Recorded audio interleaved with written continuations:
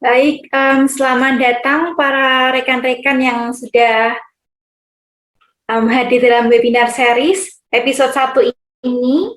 Terima kasih juga untuk para pembicara yang sudah mau mengikuti, mau hadir dan akan menyampaikan materinya begitu ya dalam webinar siang hari ini. Webinar series episode 1 ini diinisiasi oleh Gerakan Angkatan Muda Kristen Indonesia atau biasa disebut GAMKI dan juga Yayasan Bina Sejahtera Zakeus, dan tidak lupa didukung oleh AI Pajak.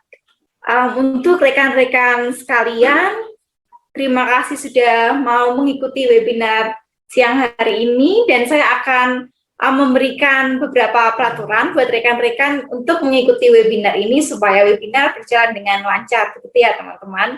Nah, di webinar siang hari ini ada 2 sesi. Yang pertama itu sesi pertama ada sesi penyampaian materi oleh rekan-rekan pembicara, dan yang sesi kedua itu ada sesi tanya jawab dari rekan-rekan dan juga oleh pemateri. Bisa juga nanti kita diskusi, begitu teman-teman. Dan saya akan menyampaikan peraturan yang pertama. Rekan-rekan dipersilahkan untuk mematikan mikrofon, tetapi teman-teman harus menyalakan kameranya teman-teman supaya kita ada interaksi antara rekan-rekan dan juga para pemateri di webinar siang hari ini. Yang kedua, untuk sesi 2, untuk sesi tanya dan jawab, teman-teman nanti dipersilahkan untuk menulis pertanyaan ataupun ada sharing yang teman-teman ingin sampaikan di chat box saja ya teman-teman, tidak perlu raise hand, hanya bisa menuliskan di chat box. Dan yang terakhir, teman-teman wajib menjawab feedback dari kami, dari panitia webinar ini. Nanti saya akan memberikan linknya di chat box, jadi teman-teman wajib mengisikan, menjawab pertanyaan yang ada di feedback. Begitu teman-teman. Tidak usah lama-lama karena ini sudah jam 2:13. Untuk memulai webinar series siang hari ini, mari kita menyanyikan lagu Indonesia Raya dengan sikap sempurna. Teman-teman boleh menyalakan kamera, tetapi mikrofon dimatikan saja.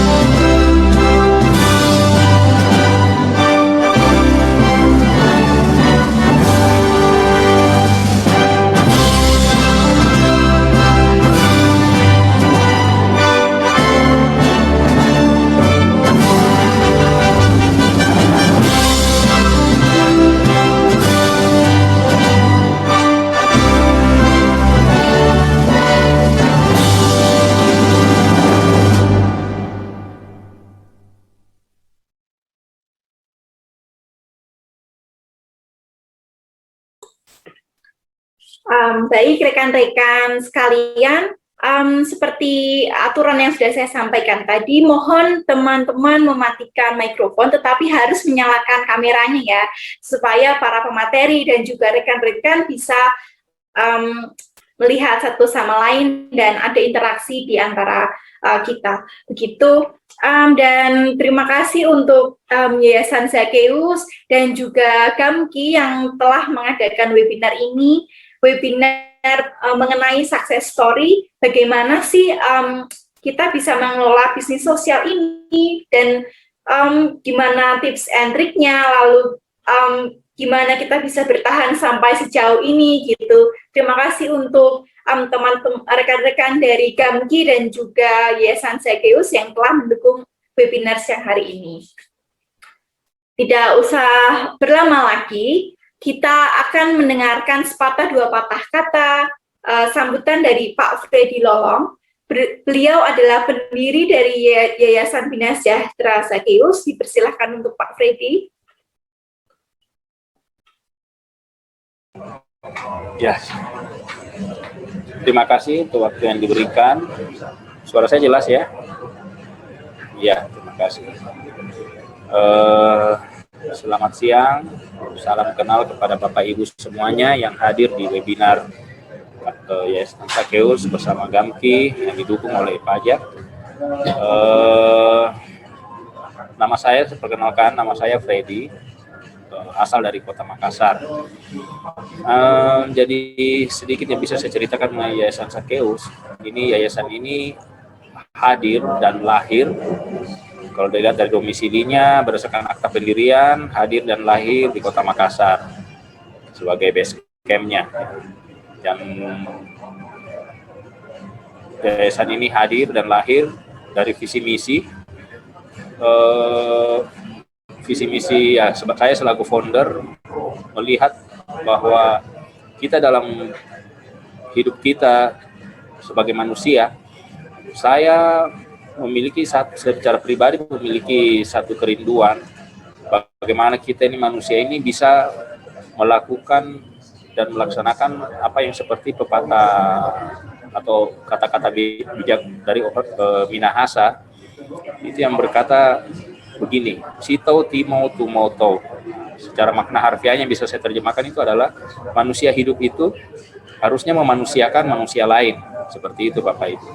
Di dalam konteks itu saya sendiri berpikir hal ini hanya bisa dilakukan kalau memang kita sendiri juga itu mengerti makna manusia itu seperti apa. Jadi apa yang saya lihat selama perjalanan hidup saya hingga saat ini, itu saya melihat itu banyak mungkin orang-orang lain itu yang dalam perjalanan hidupnya itu mungkin ya maaf ya, mungkin dieksploitasi, mengalami tekanan, mengalami kesulitan apa, tapi ada orang-orang yang mungkin menolong, tapi ternyata dalam ujung-ujungnya adalah mereka itu tidak dalam pengertian yang tulus untuk menerima pertolongan. Jadi selalu ada U di balik B seperti itu. Yang mana notabene kalau menurut saya sih ya konsepnya tidak win-win solution. Jadi saya pikir ya kalau melalui yayasan ini saya harap bisa memberikan warna yang lain dan berbeda, dan sesuai dengan arti namanya sendiri itu saya mengambil nama kata Zakeus itu nama yang bagi hanya orang, memang terserah hanya kalangan tertentu saja yang mengerti. Zakeus itu bukan apa ya, tapi Zakeus itu siapa. Jadi dasar dari mengapa saya mengambil nama Zakeus, jadi itu yang memiliki cerita tersendiri. Jadi Zakeus adalah seorang Yahudi yang pada zamannya dia tugasnya itu mewakili pemerintah Romawi untuk memungut pajak kepada bangsanya sendiri, yang mana secara pada waktu itu secara konteksnya itu dia itu adalah orang yang paling dibenci oleh bangsanya sendiri, bangsa Yahudi, karena bangsa Yahudi waktu itu berada di bawah penjajahan bangsa Romawi. Zakeus ini mencapai titik balik pada saat Yesus datang ke kotanya, dan pada titik itulah cerita Zakeus ini kita kenal, dan di situ titik balik itu dimulai pada saat Zakeus berjumpa dengan Tuhan Yesus sendiri, dan disitulah keluarlah ucapannya yang terkenal itu, yang mungkin banyak orang kutip, sering kita dengar diucapkan di mimbar-mimbar, yang mana Zakeus berkata, Tuhan, setengah dari milikku akan kuberikan kepada orang-orang miskin. Dan sekiranya ada orang yang kuperas, aku akan mengembalikannya 4 kali lipat. Itu kalimat yang paling terkenal yang sampai sekarang ini kita sering ini, tapi ya kalau kita pikir, kita hitung, mungkin ada orang berani menghitungnya secara matematis, mungkin secara angka, itu nilai yang mungkin sangat besar. Yang notabene waktu saya sendiri dengar itu, waktu masih awal-awal ya, saya pikir, loh, ini orang ini pasti bangkrut ini. Setengah dari milik saja sudah hilang 50%. Belum lagi kalau ada yang dia peras, dia bisa dibuktikan dia lagi memeras seseorang itu, dia harus kembalikan 4 kali lipat. Jadi kalau misalnya potensi orang itu yang diperas itu dari sekian banyak yang ditemui adalah lebih dari 50% saja, misal Bapak Ibu ya, itu kan sudah hilang 50% lagi, plus dia masih utang lagi 50%. Seperti itu yang saya pikir. Tapi intinya adalah yang saya nangkap lagi setelah waktu berlalu adalah saya ingin mengalami sebuah perubahan, karena dia merasa bahwa harta yang dimiliki itu, yang saya nangkap menurut penafsiran saya adalah harta yang dimiliki itu adalah ya numpang lewat saja. Jadi dia ingin melayani Tuhan dengan cara yang dia tahu, yaitu dengan cara apa, hartanya itu yang akan dia pakai untuk melayani. Nah, berdasarkan dari itulah saya ini berdiri juga. Dan jadi salah satu tujuannya adalah mengetuk pintu hati nurani dari mungkin rekan-rekan, teman-teman yang mungkin memiliki usaha ataupun memang ada pekerjaan, terus mereka menginginkan bahwa mungkin tidak sempat membantu atau melayani secara fisik oleh karena keterbatasan waktu dan tempat, dibatasi oleh tempat juga, mereka bisa menitipkan apa istilahnya, mereka ingin bisa menolong melalui Yayasan Sakeus. Dan ya, yayasan ini masih sangat muda dan sangat baru, dan saya mengucap syukur terima kasih kepada rekan saya James Philemon yang bersedia membantu untuk menakodai Yayasan Sakeus sebagai ketua. Dan saya dan rekan-rekan lain yang memang tidak sempat saya sebutkan namanya, tapi kami semua sebagai satu tim berharap dengan tim yang mulai dengan tim yang kecil ini kita bisa bertumbuh dan berkembang lebih lagi dalam pelayanan kita, betul-betul murni dalam pelayanan sosial kita sebagai perpanjangan tangan Tuhan di atas muka bumi ini untuk mewakili Dia, menjadi saksinya demi hormat kemuliaan bagi nama Tuhan kita. Mungkin itu saja yang dapat saya katakan karena keterbatasan waktu. Saya harap ini sudah bisa mewakili apa yang ingin saya sampaikan. Terima kasih.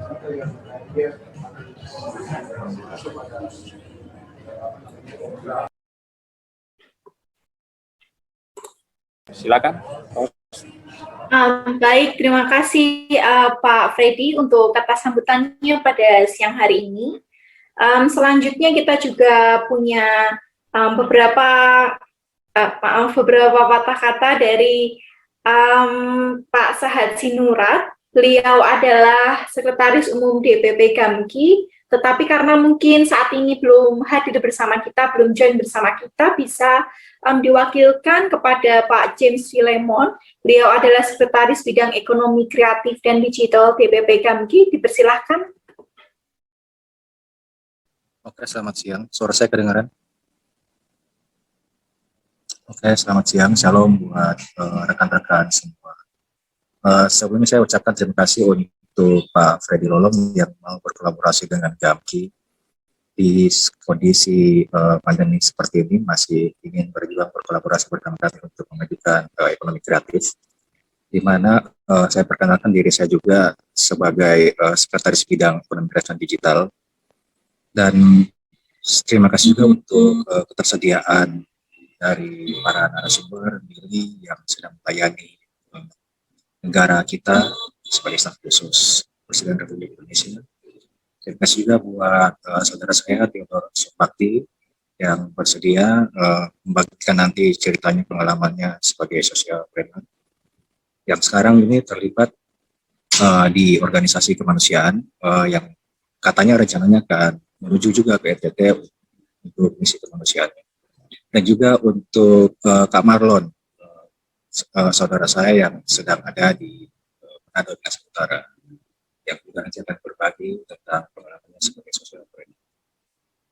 Saya jelaskan sedikit di Gamki, di Dewan Pimpinan Pusat, ada beberapa bidang. Di sini juga sudah hadir Bang Paul sebagai Ketua Bidang Ketenagakerjaan. Terima kasih untuk kesediaan untuk hadir. Jadi dalam penyelenggaraan acara ini kami berkolaborasi bukan hanya ke yayasan saja atau perusahaan AIPA, dan juga ke lintas bidang. Karena untuk mencapai misi kami di ekonomi kreatif yang ingin turut serta memajukan ekonomi kreatif dan digital, itu kami pikir perlu melibatkan banyak pihak, bukan hanya karena untuk memaksimalkan talenta-talenta dari berbagai organisasi, instansi, dan institusi, tapi juga ingin berbagi bersama di kondisi seperti ini. Kami punya banyak data dari komunitas ekonomi kreatif atau UMKM yang cukup bertahan untuk bisa melewati masa-masa pandemi yang saat ini mungkin belum selesai, tapi mungkin Tuhan kita akan menuju ke masa yang lebih baik lagi. Dengan keterlibatan teman-teman semua, saya harap ekonomi kreatif bisa lebih maju, dan harapannya juga pemerintah terus mendukung stimulus yang lebih efektif seperti itu. Dan di kali ini kami berharap teman-teman yang ingin menggeluti kewirausahaan sosial dapat mendapatkan pelajaran banyak dari para praktisi untuk menyeimbangkan kepentingan sosialnya, misi sosialnya, dan bagaimana menjaga sustenabilitas dari usaha. Sekian dari saya, selamat berwebinar. Tuhan memberkati pelayanan kita semua. Shalom.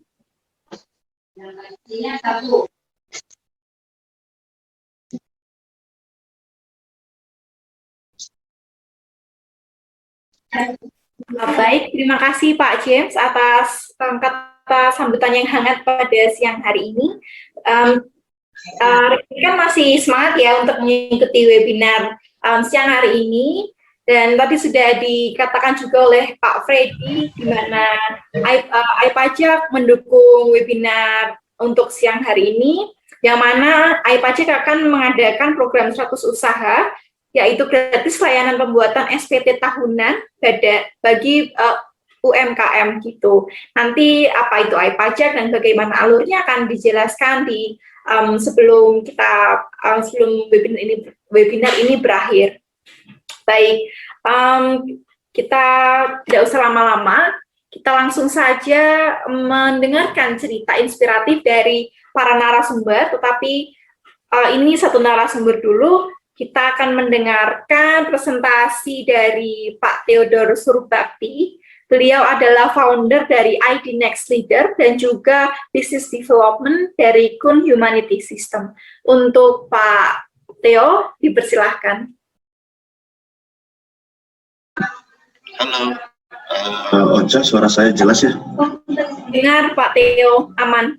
Oke, baik. Terima kasih Bu Ocha untuk ininya. Terima kasih juga Pak Freddy, Pak James, saudara saya James ini. Dia kasih perintah, jadi kita siap laksanakan. Dan izinkan saya berbagi dengan beberapa rekan-rekan yang hadir di sini, Bapak Ibu, saudara-saudari, tentang apa yang saya alami dan saya jalankan beberapa tahun terakhir ini terutama.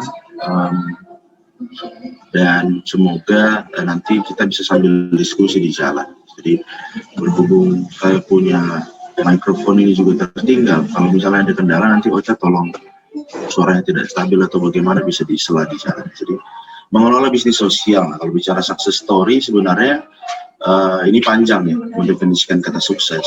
Tapi kalau cerita, saya bisa cerita beberapa. Saat ini sih saya aktifnya di ID Next Leader. Ini yayasan yang bergerak di bidang kepemudaan dan masalah kaderisasi, tapi dia lebih ke kaderisasi, lebih ke jejaring, networking itu juga. Kalau Kun Humanity System ini yang tadi James sempat sampaikan juga di kata pengantarnya, kalau semuanya lancar, besok saya akan penerbangan ke NTT sebagai tim untuk respon bencana yang kemarin terjadi di sana untuk saudara-saudari kita yang ada di NTT. Sambil cerita gitu ya. Soal sociopreneurship ini kan dari kata social dan entrepreneur. Satu sosial, satu bisnis. Sering sekali orang mengartikan itu kedua hal ini. Satu kerja sosial, yang kedua dapat cuan. Sebenarnya ini panjang ya, karena istilah sociopreneurship ini sendiri kalau secara keilmuan munculnya agak ngetren di tahun 2000-an awal dan 2010 ke atas sudah mulai jadi salah satu kata yang common dipergunakan untuk istilah-istilah bahasa Inggris di berbagai bahasa. Sebenarnya bukan kerja sosial, karena kerja sosial, kalau profit ya profit. Salah satu alasannya sebenarnya dari kata kalau pernah dengar gitu ya, dengan modal sekecil-kecilnya mendapatkan keuntungan tertentu atau dengan modal tertentu mendapatkan keuntungan sebesar-besarnya. Sering disingkat orang kemudian entrepreneur itu menjadi modal sekecil-kecilnya, untung sebesar-besarnya. Jadi tidak ada tolok ukur yang dibikin jadi batas. Dan sering norma-norma sosial itu dilanggar, jadi kesannya tidak berperi kemanusiaan lah, industri adalah perbudakan lah, atau segala macamnya gitu. Sehingga kalau dari sejarah kita bisa lihat banyak hukum-hukum ketenaga kerjaan yang mungkin Bang Paul sebagai senior saya sekaligus juga kabit ketenaga kerjaan bisa cerita lah soal ini di lain sesi ya. Tapi maksudnya kenapa akhirnya child labor itu mereka murah gitu, semangat bisa diajarin, jadi kalau cuma angkat-angkat, tapi kalau dipikir-pikir dari sisi manusia kan enggak. Jadi sebenarnya sociopreneurship itu kalau by definition usaha-usaha yang punya nilai-nilai sosial atau punya dampak sosial. Sangat luas sih sebenarnya secara definisi. Jadi sering perlu bukan sering ya, perlu kita tegas membedakan yang mana kerja sosial, yang mana bakti sosial, yang mana sociopreneur. Nah, begitu kita salah mendefinisikan ini, bisa salah kita, karena kalau yang namanya entrepreneurship dia butuh sustainability. Untuk butuh sustainability dia butuh profit. Nah, untuk butuh profit tentu dia harus punya pemasukan. Nanti bisa cerita lebih lagi. Tapi itu hal yang pernah saya dihantam oleh senior gitu dengan sebuah pertanyaan, ngapain sih kamu memilih jalan ini gitu? Banyak pilihanmu, mungkin bisa kerja di beberapa perusahaan multinational corporation atau international corporation yang mana, bisa di mana, bisa di BUMN mana atau jadi ini, tapi ada yang hal tertentu yang perlu dimiliki seseorang, yang ingin menjadi entrepreneur. Dan ini saya temukan di seluruh entrepreneur yang saya temui. Mata mereka melihat realita dengan pikiran mereka berekspektasi itu ada gapnya. Dan saat ada gapnya, pertanyaan pertama mereka, kita bisa apa ya? Atau aku bisa apa ya? Ini bisa dibikin apa ya gitu. Nah, sehingga terjadi sesuatu yang dinamakan nilai. Nilai yang dibentuk ini, bila dihargai ekonomi, maka dia bisa jadi profit. Nah, yang profit inilah akhirnya dikembangkan. Kalau ada istilah economic scale yang tercapai, jadi skala ekonominya tercapai, dia jadi cuan gitu. Nah, saat dia sudah lebih besar pendapatan daripada pengeluaran, maka dia sudah dianggap lumayan. Udah hijau tuh catatan keuangannya. Jadi kalau sudah hijau bisa diteruskan, sustainable lah bisnisnya. Tapi biasanya mulai dari nilai gitu. Artinya kalau pengen minuman, kita minuman yang praktis, ada beberapa kemasan teh, ada kemasan kopi, dan ada yang ya macam-macam. Jadi semua berangkat dari nilai apa sih yang sedang kita isi ke kebutuhan masyarakat, karena kan ekonomi sebenarnya ilmu untuk memenuhi kebutuhan. Nah, kalau akhirnya orang-orang yang punya ide, punya nilai yang ingin mereka tanamkan gitu, di sebuah struktur sosial atau struktur masyarakat. Jadi ini mohon maaf ya, saya sambil sela acara dan nanti saya bisa cerita sedikit acara apa ini. Jadi mungkin agak ramai gitu. Ada adik-adik disabilitas juga ramai di sini, tapi tidak kelihatan di layar. Saya lagi nyempil, cuman ya mereka lagi keliaran di depan. Jadi konsekuensi sebuah pilihan, saya suka ngambil quote-nya Elon Musk. Gitu ya. Tetap dilakukan walaupun kelihatannya kecil kemungkinan. Karena kita bisa ngelihat hanya orang-orang yang bisa berpikir yang mungkin akan melihat, dan setelah kita lihat kemungkinannya hanya orang-orang yang berusaha yang mungkin akan berhasil. Jadi eliminasinya kan berlapis-lapis dan itu cukup lumayan. Kalaupun nanti misalnya ada yang ingin bertanya atau sambil apa, silahkan di kolom chat saja, dan saya coba respon kalau tidak sempat di sesi Q&A. Jadi kalau misalnya kita sudah memilih sesuatu, dijalankan. Kalau ada alasan, ada kendala, disendednya, maka saya bikin disended di sisi sini, karena memang selalu ada aja gitu sesuatu yang entah jadi alasan atau jadi kendala, tinggal kita yang memilih mana. Tapi begitu kita pilih, kita jalankan. Saya ada di dua, yang pertama di Next Leader, dan ada di Gamki juga, karena betul-betul yang diundang. Jadi menurut saya ini kasus kerja sosial. Kenapa dibilang kerja sosial? Karena secara definisi tidak ada pendapatan atau tidak ada arus kas yang masuk ke dalam rekening institusi lembaga yang berasal dari penjualan atau pendapatan. Jadi ada jual produk atau jasa tertentu, tidak gitu. Semua masih free of charge, dan memang dalam definisi lain kita boleh sebutkan ini semacam pelayanan bagi orang-orang. Beberapa hal yang kita lakukan di Next Leader itu ini kita coba membuat jejaring antara anak-anak muda yang ada di mana-mana dengan para mentor-mentor yang mungkin luar biasa, senior gitu. Jadi boleh dibilang ini semacam mentoring club. Karena kita merasakan betapa beruntungnya saat kita ketemu orang atau senior yang pas.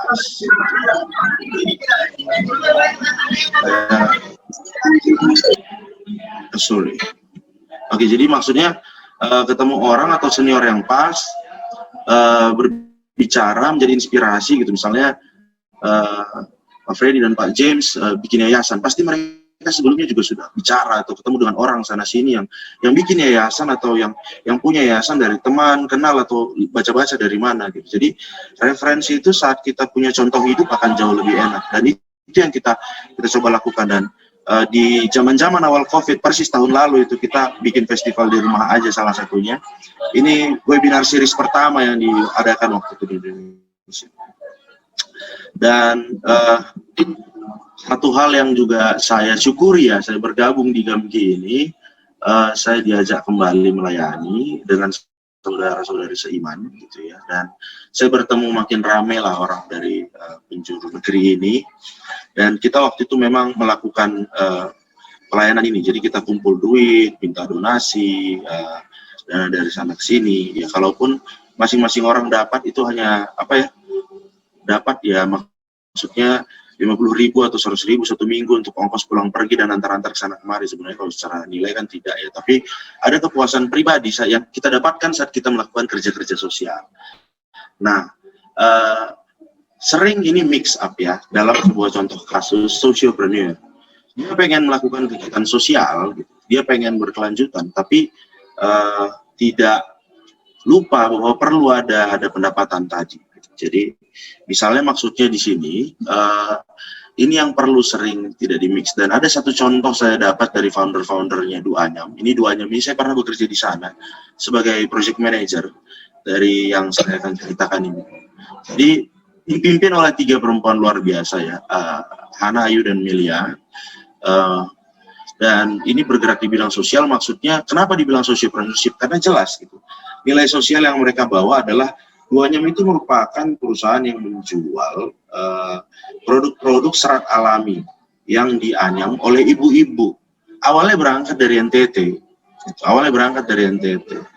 Hana kampungnya di sana, Hana Kerak. Jadi dari sana mereka membesar karena nampaknya kasus-kasus ini bisa gitu. Jadi posisi perempuan dia naikkan. Nah, itu nilai-nilai sosial. Artinya saat perempuan yang biasanya buat rumah tangga di kampung-kampung kita sana mereka menganyam, anyamannya ini dibawa ke kota, nilainya itu jadi jauh lebih besar, atau diberikan sedikit sentuhan lebih modern, nilainya jadi jauh lebih besar. Dan ada titik-titik di mana mereka mendapatkan keuntungan. Kalau cerita pasti hitung-hitungannya pasti belum untung ya, belum hijau tanpa adanya support. Dan support-supportnya waktu itu salah satunya ini dari dana Norwegia yang dikelola oleh UNOPS bersama dengan Badan Restorasi Gambut. Kita bikin produk purun itu jadi anyaman seperti yang ada tampil di gambar. Dan karena waktu itu masa pandemi banyak jarak jauhnya, saya ada 1-2 kali ke sana, ke Kalimantan Selatan, waktu itu jadi project manajernya. Dan ada potensi di sini yang kita lihat. Jadi dengan 1-2 tahun kita berhasil menjual beberapa ribu produk. Nampaknya kalau tembus titik tertentu ini bisa sustainable di site Kalimantan Selatan saja, selain daripada site-site yang lain. Jadi ini contoh sociopreneur yang tidak terbantahkan karena nilai sosialnya jelas, dampak sosialnya jelas, dan aliran kasnya jelas. Dan ini ada yang saya mau ceritakan di yayasan yang saya sedang juga sekarang ada di situ. kita memang Kun Humanities System ini yayasan yang bergerak di bidang kemanusiaan banyaknya, dan dari pengalaman banyaknya di bencana, jadi emergency response gitu atau penanganan pasca bencana seperti di Palu kemarin baru selesai setelah 2 tahun ada program di sana. Ada support psikososial seperti gambar di sini, ini waktu itu mental health kepada para dokter ataupun perawat tenaga medis. Jadi jangan pikir tenaga medis itu tidak trauma gitu dengan COVID-19 kemarin. Justru mereka yang setiap hari terpapar itu ada beberapa dokter yang kita temui gitu ya. Bahkan begitu ada pasien datang demam-demam pilek batuk, dia tidak mau lagi pegang pasien karena memang trauma dengan COVID atau apa. Dan itu waktu itu kita kerjasama dengan Hope, salah satu yayasan di Amerika, untuk bikin psikosocial support, dan kita lakukan di Jabar di beberapa rumah sakit dan dinas kemarin bersama dengan expert dari bidang psikologi kita ya. Dan ini kemarin foto-foto terakhir dari kita lakukan di Banjir, Kalimantan Selatan dan Sulawesi Barat.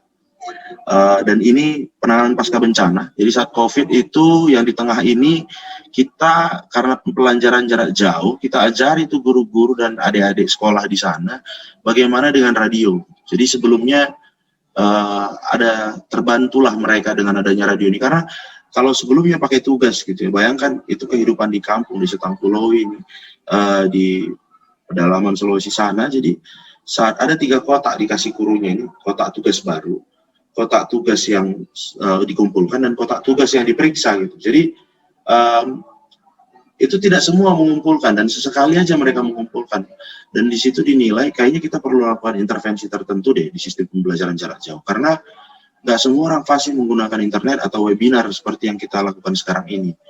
COVID-19 memaksa perubahan ini, iya, tapi infrastruktur nggak bisa dikejar. Pola pikir orang ternyata masih bisa lebih cepat dari infrastruktur yang dibangun. Dan besok juga kemungkinan, ya saya seperti saya ceritakan tadi, saya akan berangkat emergency response ke NTT.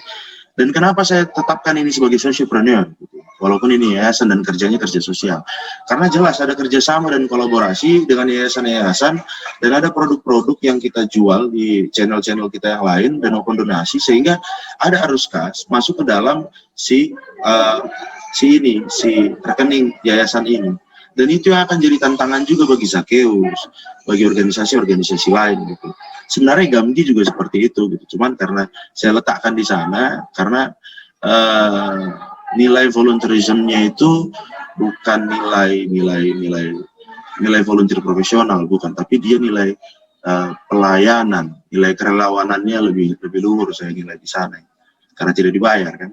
Nah, kalau di sini semua kita coba gaji seprofesional mungkin walaupun tidak besar, dan itu kenapa saya tempatkan di socialpreneur. Dan terlepas dari apapun yang kawan-kawan pilih gitu ya, tanpa memperlebar diskusi, dan ini semua hanyalah materi pemancing saja.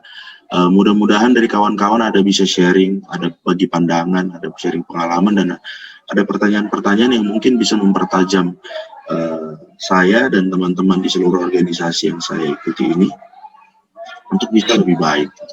Dan sebagai penutup, success story, ya. Kita balik ke success story tadi. Saya suka film ini, saya ikuti dulu serial ini zaman saya masih kuliah gitu ya. Kebanyakan orang mengasosiasikan sukses itu dengan uang, kekuasaan gitu ya, karena kita yang 3G itu sih gold, glory, gospel gitu ya, atau harta, tahta, nama wanita gitu kan sekarang lagi ngetren juga di TikTok itu. Kalau ada yang lihat adik-adik kita SMP SMA gitu ya, di motornya ditempel harta, tahta, mungkin nanti nama pacarnya atau apa. Jadi tapi enggak, dari Barney Stinson bilang itu semua hanya step.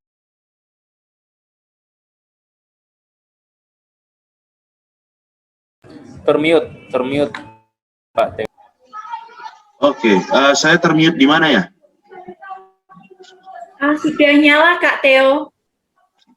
Oke, sip. Ya, jadi saya balik rekaman sebelumnya tadi ada yang miss kah? Ocha? Tidak Pak Theo, sudah aman kok, sudah sampai slide terakhir. Ya. Oke, jadi banyak fenomena-fenomena yang mengasosiasikan sukses dengan harta tahta, dan saya tidak mau menyebutkan wanita ya, karena itu gender bias sekali gitu dan terlalu seksis gitu.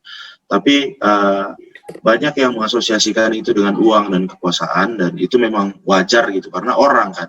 Tapi kita yang tahu kita sukses atau enggak di kepala kita, kata Barney di serial How I Met Your Mother. Jadi jadi saya tidak mengklaim apapun yang saya ceritakan tadi sebuah kesuksesan atau enggak, silahkan saudara-saudari menilai, tapi saya puas sudah saya lakukan yang sebisa saya lakukan, dan teman-teman saya juga ada puas, dan kita semua masih bergerak sekarang. Apakah bersama di organisasi yang tadi atau terpisah di jalan masing-masing, beberapa kegiatan masing-masing, termasuk James juga kan dengan Pak Freddy mengadakan Yayasan Zacchaeus. Jadi ini bentuk support saya sebagai kawan sebenarnya, berbagi cerita di sini. Semoga ada gunanya. Nanti kita lanjut lagi sesi diskusinya. Saya kembalikan ke Ocha selaku moderator. Terima kasih. Baik, terima kasih Pak Theo sudah menyampaikan materinya pada siang hari ini. Oke, kita lanjut saja. Ini tidak kalah menariknya dari Pak Theo. Pembicara yang kedua ini, beliau adalah Pak Gracia Billy Mambrasar. Beliau adalah staf khusus Presiden Republik Indonesia dan juga CEO Kitong Bisa Foundation. Untuk Pak Billy dipersilahkan. Oke, terima kasih atas kesempatannya. Mungkin karena sudah diborong semua materi tentang kewirausahaan sosial sama Pak Theo, saya hanya akan menambahkan sedikit saja ya dari materi yang sudah ditambahkan. Jadi kita bisa juga beroperasi dalam falsafah social entrepreneurship. Kita punya satu yayasan yang ditopang oleh 3 unit usaha. 3 unit usahanya ini beroperasi, dia kemudian membagi 20% profitnya itu untuk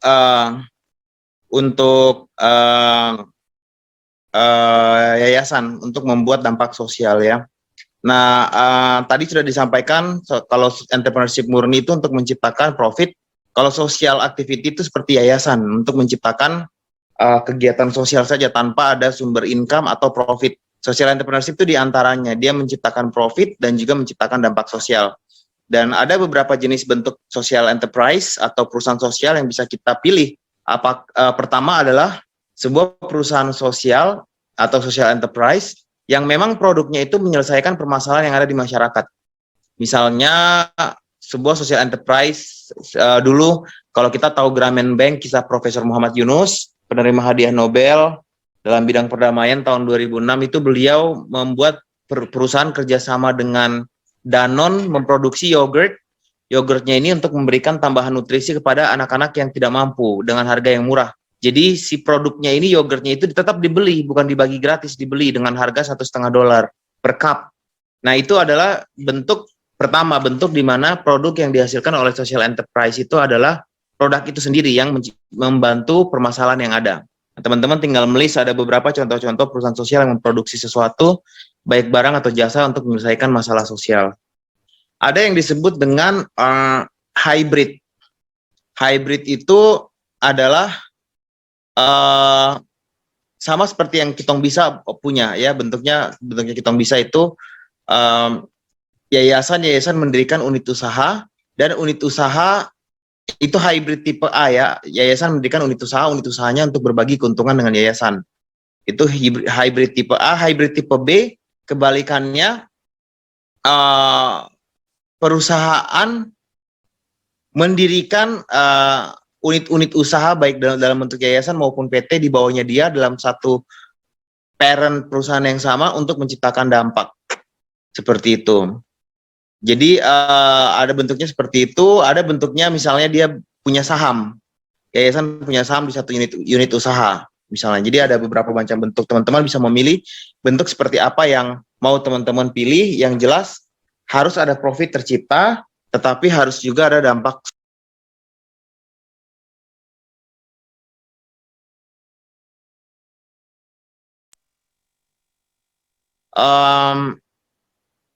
Yang jelas 2 syarat itu harus dipenuhi, yaitu syarat profit, harus memperoleh profit, tetapi juga harus membuat dampak sosial. Dua-duanya harus terpenuhi.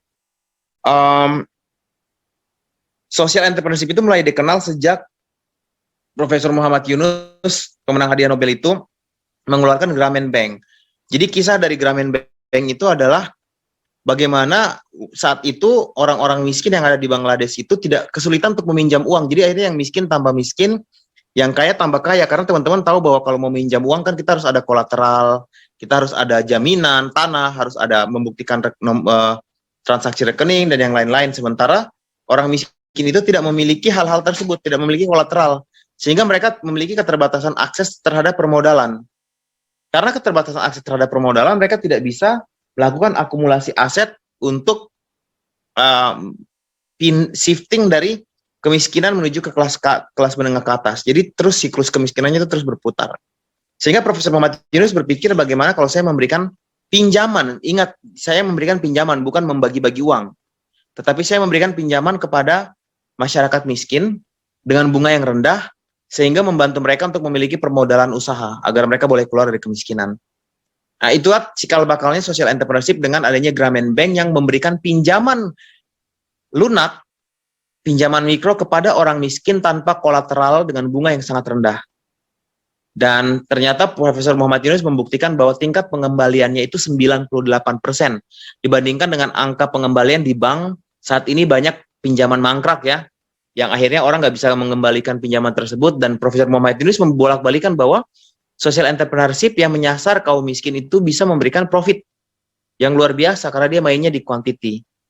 Jadi itu. Nah, kenapa sih kemudian, karena ini yang mengadakan GAMKI juga, mungkin mayoritas teman-teman yang hadir Kristen ya, Gerakan Angkatan Muda Kristen Indonesia. Kalau kita lihat banyak contoh-contoh tokoh di Alkitab seperti Paulus yang berjualan tenda, kemudian Dorcas, dan ada janda yang kaya raya yang berjualan kain garmen atau kain sutra. Kita melihat bahwa sebagian daripada profit mereka, bukan seluruhnya profit mereka gunakan itu untuk mendukung visi dan misi pelayanan Yesus. Sehingga sebenarnya kalau kita pengen membuat perubahan sebagai anak-anak muda Kristen, menyelesaikan permasalahan sosial sekaligus juga melayani dan juga sekaligus bisa bertahan hidup, maka social entrepreneurship ini menjadi pilihan hidup yang bisa teman-teman tempuh. Sehingga teman-teman bisa sejahtera dan teman-teman juga bisa bikin dampak sosial. Untuk mempelajari social entrepreneurship ini, teman-teman cukup mempelajari bisnis, ilmu-ilmu bisnis, dipelajari, dipenuhi, didalami, lalu kemudian membuat pergerakan sosial berbasis atau bernafaskan pergerakan bisnis. Maka itu juga sendiri sudah merupakan sebuah social entrepreneurship. Itu saja dari saya. Nanti silakan saya tinggal ke tanya jawab. Karena saya juga harus ke acara berikutnya, yaitu saya harus talk show di MNC untuk ya vaksinasi. Baik, terima kasih Pak Billy sudah mau hadir di webinar series episode 1 oleh Yayasan Sekius dan GAMKI. Terima kasih atas sharingnya ya Pak Billy. Nanti kalau... Iya, saya sendiri juga memang ke bidang kabit di DPP di bidang digital dan ekonomi kreatif. Jadi memang sangat mendorong sesi kali ini. Seperti itu. Oke, baik Pak Billy, terima kasih. Dan rekan-rekan yang mempunyai pertanyaan, tolong bisa di direct message ke saya. Dan kalau misal punya pertanyaan untuk Pak Billy atau tadi Pak Theo juga tolong di direct message untuk siapa begitu ya. Karena mungkin nanti Pak Billy tidak bisa bersama kita di webinar ini karena beliau juga mempunyai agenda selanjutnya begitu ya Pak Billy. Terima kasih untuk saya harus join talk show tentang vaksinasi bersama dengan beberapa menteri juga di MNC saat ini. Ya. Terima kasih Pak Billy. Oke, sama-sama. Rekan-rekan, kita juga akan mendengarkan cerita inspiratif lainnya dari pembicara terakhir. Ini terakhir tapi nggak akhir dari segalanya ya, karena beliau juga punya cerita-cerita menarik gitu. Langsung saja saya kenalkan, beliau adalah Pak Marlon Kamagi. Beliau adalah CEO dari Baciraro, juga Sekjen APSI dan co-founder dari Solusi Kreatif Kompis. Mungkin bisa klik yang experience ya. Saya hanya akan menceritakan tentang pengalaman saja. Jadi yang perlu diklik hanya experience-nya aja dulu. Oke, kemudian 2009.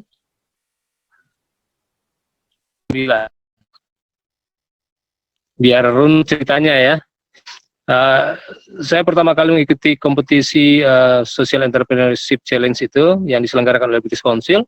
Di sana saya mengenal konsep social entrepreneur. Dan yang saya rekam saat permasalahan itu yaitu bagaimana permasalahan lingkungan di sekitar saya, dan saya selama di Makassar belajar juga tentang bagaimana waktu itu di Makassar ada program Clean and Green City, dan itu berkaitan dengan bagaimana mengelola sampah dari rumah. Dan akhirnya waktu saya kembali dari penelitian setelah saya kembali dari studi di Makassar, saya mencoba mengembangkan program bank sampah pertama di Pulau Bunaken tahun 2012. Dan saya semakin tertarik dengan konsep-konsep pengelolaan lingkungan, tapi intinya bagaimana aspek sosialnya tapi bisa berdampak bisnis, ada nilai ekonomi di sana. Di tahun 2013 juga saya mencoba menginisiasi sebuah program yang namanya Program Kelabat Lestari, dan di sana juga ada saya kembangkan konsep Bank Eceng Gondok di Minahasa. Di Danau Tondano itu ada permasalahan lingkungan di sana, ada gulma air yaitu eceng gondok yang mengancam ekosistem di sana, dan saya terinspirasi dari program bank sampah di Pulau Bunaken, dan akhirnya saya mengikuti kembali kompetisi Social Entrepreneurship Challenge yang Wave 4 itu, dan saya semakin memahami apa sebenarnya konsep social entrepreneur ini yang mengadopsi konsep dari Inggris. Kalau di Indonesia mungkin yang mendekati konsep itu koperasi. Tapi kalau urusan koperasi kan kita di Indonesia ini nggak semudah di Inggris. Kalau di Inggris kan 2 orang aja udah bisa bentuk social entrepreneur.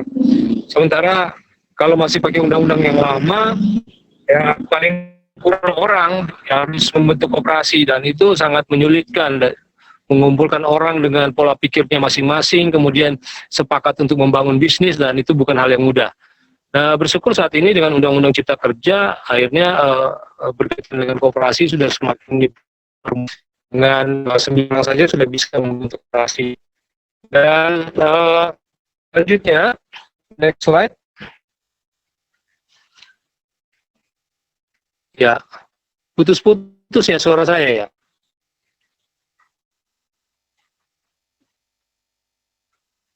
Cek.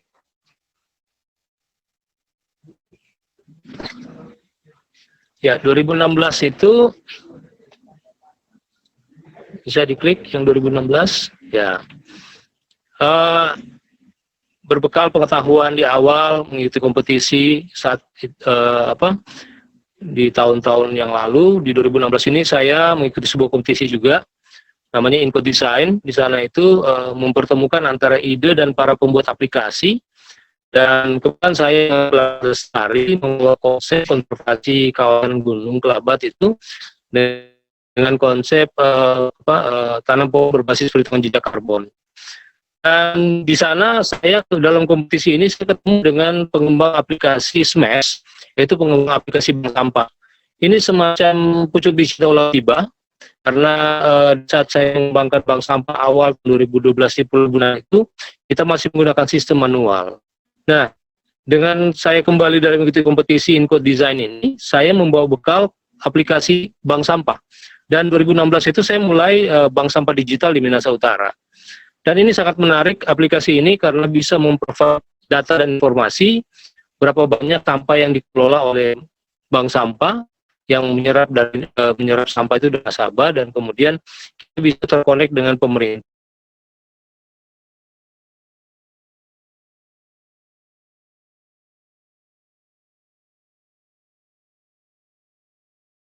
Halo Pak Marlon, masih tersambung dengan kita? Benar. Harus minta maaf dari ini kurang bersahabat ini. Halo? Iya, terdengar Pak, sudah. Ya, saya lanjut. Iya, lanjut silakan. Saya mau ringkas aja nih. Jadi pengalaman sejak 2011 sampai 2018 itu ada beberapa kegiatan bank sampah yang sudah berbasis digital yang saya kembangkan, termasuk mendirikan koperasi bank sampah pertama di Sulawesi Utara. Karena kalau ketentuan undang-undang, badan hukum dari bank sampah adalah koperasi atau yayasan. Dan itu saya mencoba membangun koperasi bersama kawan-kawan, koperasi bank sampah, namanya Celebes Energi Lestari atau disingkat SELS. Selanjutnya program memilah sampah menabung emas ini saya dukungan dari PT Pegadaian. Ini menjadi menarik karena bagaimana sampah ini sebenarnya kalau dikelola dengan baik itu dipilah dengan detil, itu bisa bernilai ekonomi, bisa bernilai uang, bahkan bisa diinvestasi menjadi emas. Saya juga saat ini sedang menjajaki program dengan mini gold, ada pecahan emas 0,025 gram itu menjadi bisa menjadi tabungan sampah, ya. Oke, next.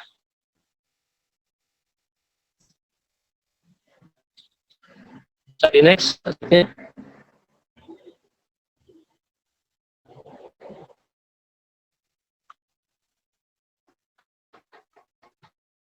Cek. Ya, 1921.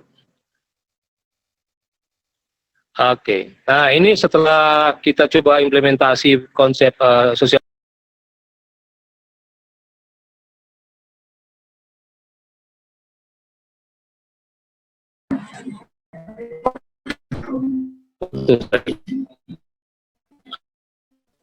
ya, sejak 2019 saya dan kawan-kawan beberapa pendiri aplikasi ini, Kompis.id, kita mencoba mengembangkan sebuah aplikasi baru, platform berkaitan dengan pengolahan, karena ya namanya ada tesis, antitesis, sintesis, ya, dialektika berpikir begitu. Saya melihat bahwa aplikasi sebelumnya yang kita manfaatkan sulit untuk bisa menjamin bank sampah itu bisa survive, bisa berkelanjutan, karena terkendala di penetapan harga oleh pengepul, ya. Sehingga di aplikasi Kompis ini kawan-kawan bisa cek kompis.co.id. Di sana ada pengembangan fitur bagaimana setiap bank sampah bisa menawarkan bidding ke pengepul untuk lelang harga sampah terbaik, sehingga sampah plastik yang atau sampah-sampah yang dikelola oleh bank sampah itu bisa mendapatkan nilai yang wajar untuk penjualannya.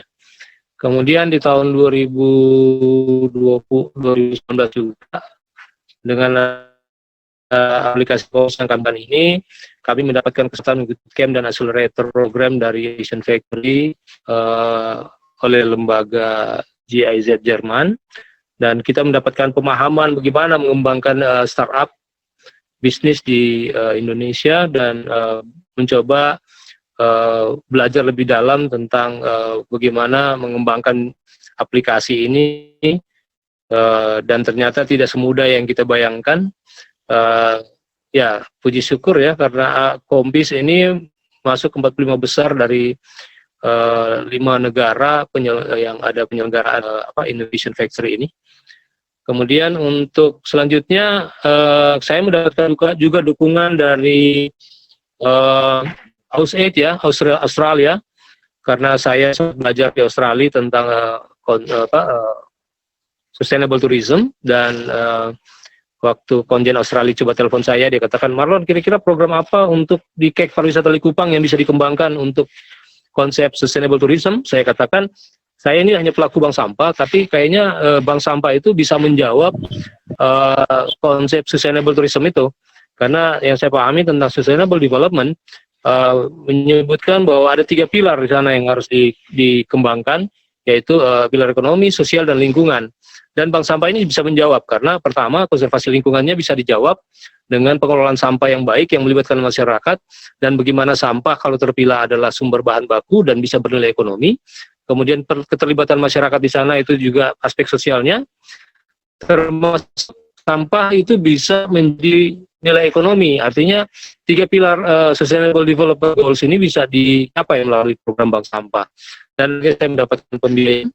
Kemudian juga dari sana saya coba ikut kompetisi Seribu Startup Digital, dan konsep Bacilaro ini aplikasi menghubungkan antara bisnis to bisnis. Jadi ternyata kalau kita bicara tentang permasalahan sampah, ya, Indonesia, sampah terbesar komposisinya di TPA itu 62% adalah sampah rumah tangga, dan komposisi 62% ini organiknya ada 60%, 20% sampah daur ulang, kemudian sisanya adalah residu. Kemudian juga sampah-sampah itu kan ternyata berasal juga dari pertokoan, dari perhotelan, dari rumah sakit dan sebagainya. Nah, Baciraro ini yang akan menghubungkan B2B antara recycling center yang saya kembangkan saat ini dengan pusat-pusat timbulan sampah tadi. Jadi ada yang sampah-sampah dari masyarakat yang dikumpulkan melalui bank sampah, kemudian ada juga bisnis ya, seperti hotel, rumah sakit dan sebagainya, itu bisa dijemput menggunakan aplikasi Baciraro. Ini aplikasi yang sedang kita kembangkan saat ini, dan kebetulan regional Manado kemarin Baciraro mendapatkan tempat pertama, dan pada tanggal 17 nanti kami akan demo dengan investor. Mudah-mudahan jika Tuhan berkenan ini akan bisa mendapatkan dukungan investor untuk mengembangkan aplikasi selanjutnya. Dan saat ini saya sedang mengembangkan sebuah bisnis baru, yaitu Tonsa Recycling Center. Ini saya kembangkan ini karena saya ingin menjamin ekosistem pengelolaan ulang sampah itu di Sulawesi Tenggara. Karena selama ini kalau kami mencoba mengkolek sampah sudah kami kembangkan di bank sampah yang kami bangun di 20 titik saat ini, kami kesulitan untuk bisa dengan harga yang pas bagi nasabah, bagi masyarakat yang mengumpulkan sampah. Kemudian juga karena kami harus bergantung kepada pengepul besar yang mengirimkan sampahnya ke Jawa, yang kontainer itu high cost ya, cukup mahal ya, hampir 20 juta per kontainer. Jadi kami berpikir bahwa dengan kita membangun sebuah recycling center, sampah-sampah itu bisa kelola, bisa produk. Dan kebetulan kami dukung dari salah satu lembaga dari Swiss, namanya Trade Solution, yang memberikan juga dukungan dana dari Heroes. Kami didukung dengan peralatan untuk daur ulang plastik itu menjadi produk tako dan produk bahan bangunan lainnya. Dan ini kami akan running di 20 April ini, berhubungan dengan hari ini. Jadi kami ingin bukan kegiatan, karena spiritnya adalah social entrepreneur. Jadi bagaimana kami coba merekam permasalahan sosial dan permasalahan.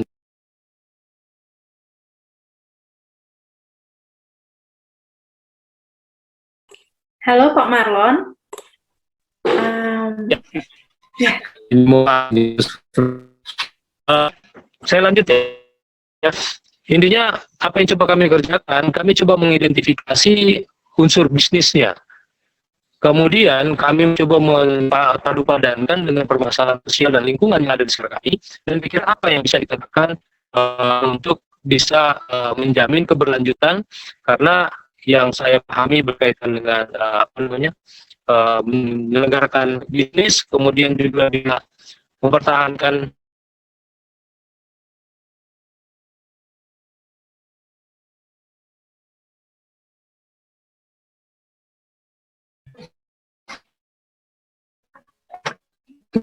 putus asa. Oke. Intinya itu ya yang saya bisa sampaikan, bahwa sebenarnya di saat saya mencoba memulai sosial bisnis ini, saya akhirnya mencoba merenungi lebih dalam motif ekonomi, motif bisnis itu perlu mendapatkan porsi yang lebih, karena itu yang akan menjamin keberlanjutan lingkungan dan sosial. Yang menurut saya ya idealisme itu sangat-sangat ya, tapi aspek ekonomi juga akan membantu keberlanjutan bisnis ini.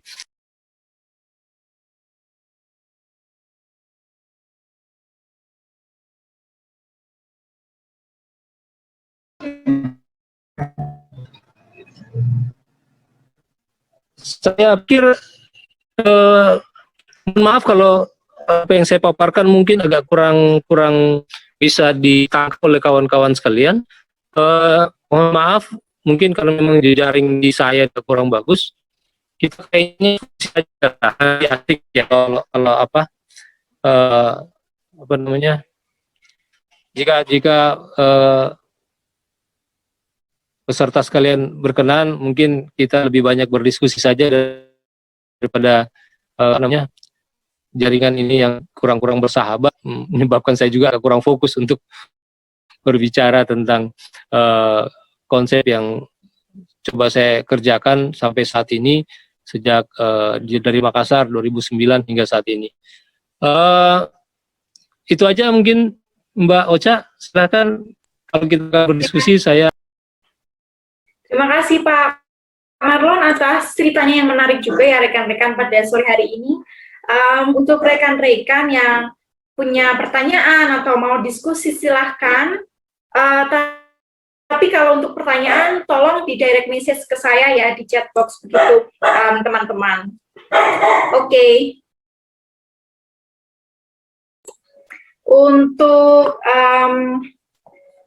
pertanyaannya mungkin tadi saya sudah dapat beberapa begitu dari rekan-rekan, tapi saya batasi untuk pertanyaannya itu untuk pembicara pertama Kak Theo itu 2 pertanyaan, dan untuk Pak Marlon juga 2 pertanyaan, jadi total 4 pertanyaan gitu ya rekan-rekan. Silakan kalau yang mau ingin bertanya tolong menuliskan pertanyaannya di chat box melalui direct message ke saya begitu teman-teman. Saya akan membacakan, tadi sudah ada pertanyaan di atas itu, sebentar saya cari sebentar ya rekan-rekan. Oke, dari Pak Henje Mangisa, pertanyaannya adalah ini kedua pembicara bisa mendengarkan pertanyaannya begitu ya. Nanti kalau misalnya kedua pembicara punya jawaban, silakan siapa dulu yang akan menjawab begitu. Ini pertanyaannya dari Pak Henje Mangisa adalah, jadi apa core Prog ID Next Leader sehingga memberi added value pada produk milik masyarakat? Itu mungkin tertuju pada Kak Theo ya, gitu. Lalu pertanyaan, tadi sudah dijawab oleh Kak Theo atau mau menjelaskan memakai mic on mic? Itu lalu juga ada pertanyaan, mungkin baru itu dulu, silakan dijawab Kak Theo. Ya, terima kasih Ocha untuk kesempatannya. Jadi tadi saya sudah jawab juga di chat box gitu ya, barangkali bisa lebih membantu menjelaskan sedikit. Alasannya sih karena kita berpikir banyak organisasi kepemudaan waktu itu yang muncul, tapi kita waktu itu teman-teman memang kayaknya merasa beruntung gitu ya, mendapatkan beberapa mentor figur di hidup kita, dan kayaknya hal-hal ini bisa kita bagikan. Jadi kadang ada juga ketemu orang-orang hebat, tapi bukannya nggak bisa jadi mentor ya, tapi kayak kurang match aja. Jadi semacam link and match aja dari memberikan kesempatan. Jadi value-nya lebih kepada opportunity, bahwa anak-anak muda yang bergabung bisa ketemu mentor-mentor figur mereka. Jadi senior-senior, mantan-mantan menteri atau mantan direktur di mana, atau pernah bikin yayasan apa, karyanya seperti apa. Jadi kalau match dengan hal-hal yang ingin dia geluti, itu dia bisa belajar dari si role model ini. Gitu. Sebenarnya kita berharap dengan hal itu teman-teman muda seumur-umuran kita yang lain juga makin cepat gitu akselerasi pembelajaran dan karirnya juga. Paling sederhana itu sih sebenarnya core value yang mau kita tawarkan ke publik. Saya kembalikan ke Ocha. Oke, terima kasih Kak Theo atas jawabannya. Mungkin masih ada pertanyaan dari rekan-rekan yang lainnya, silahkan menuliskan di chat box gitu. Dan saya juga mau mengingatkan untuk para peserta webinar series episode 1, ada feedback untuk para peserta itu wajib diisi ya rekan-rekan, itu sudah saya kirimkan di chat box webinar, boleh silakan dicek gitu, chat boxnya ada apa namanya Google Form gitu, mohon rekan-rekan isi dan nanti akan disubmit ke kami. Gitu. Ini sih ada pertanyaan dari saya para pembicara gitu untuk Kak Theo dan Pak Marlon. Tadi saya belum memperkenalkan diri ke rekan-rekannya. Saya lupa, maaf. Di awal saya belum berkenalan. Oke, jadi nama saya Rosaria Listiani. Rekan-rekan bisa panggil saya Ocha. Begitu. Saya salah satu anggota dari Yayasan Sakeus gitu yang mendukung webinar pada sore hari ini. Dan rekan-rekan kalau memiliki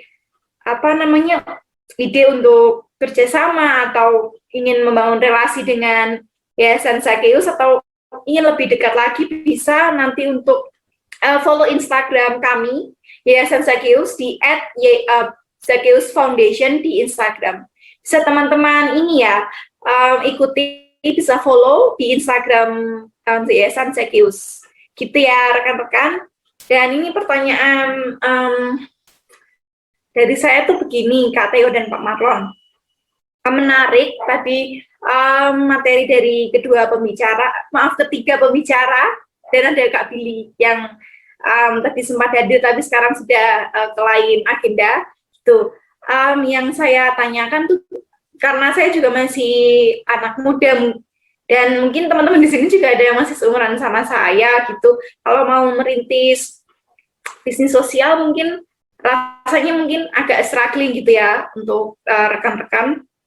Tapi pertanyaannya bagaimana untuk menyeimbangkan profit dan impact dalam social enterprise bisnis anak muda.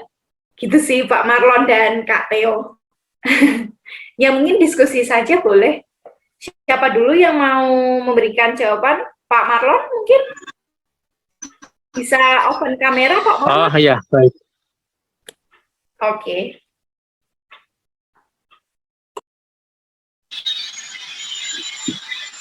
Cek.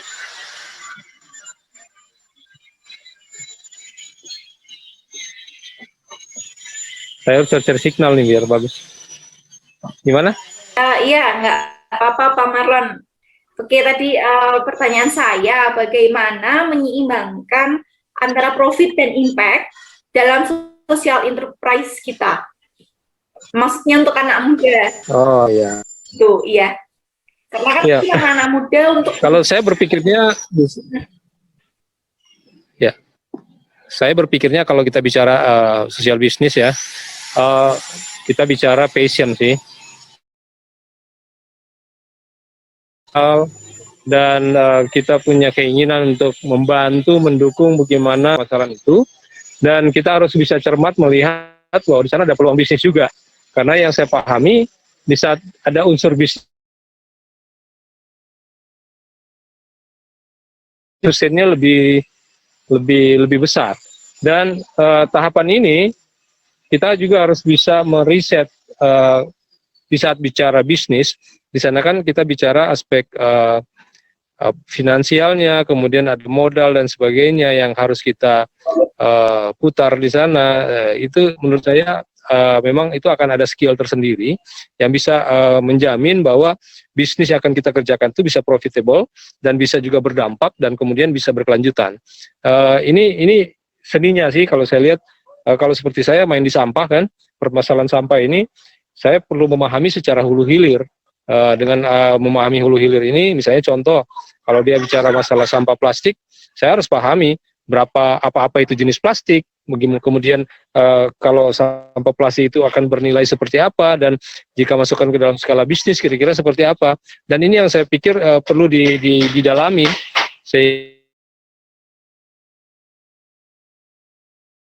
terhadap lingkungannya dapat, kemudian bisa meningkatkan ekonomi masyarakat, tapi juga bisnisnya bisa berkelanjutan. Karena bisa kita hanya mempertimbangkan aspek sosialnya aja, idealismenya saja, kadang-kadang ya bisa putus di tengah jalan juga. Dan memang sekarang di saat kita bicara aspek lingkungan, banyak sekali dukungan-dukungan seperti saya, dukungan-dukungan dari LSM, dari juga BUMN, bahkan perusahaan-perusahaan itu tinggal bagaimana kita bisa mengemas cerita yang menarik atau storytellingnya bagus, itu juga akan mendapatkan pembiayaan atau dukungan-dukungan dari banyak pihak. Mungkin itu aja yang saya bisa sharing, Pak. Wah, menarik ya Pak Marlon untuk sharingnya. Oke. Pak Marlon atau Kak Theo, saya punya masih penasaran gitu. Kan kalau saya ini masih muda. Untuk seusia mungkin di umur 20-an, 25 gitu. Apa bisnis sosial yang cocok buat anak-anak muda di umur segini, Pak Marlon atau Kak Theo boleh menjawab.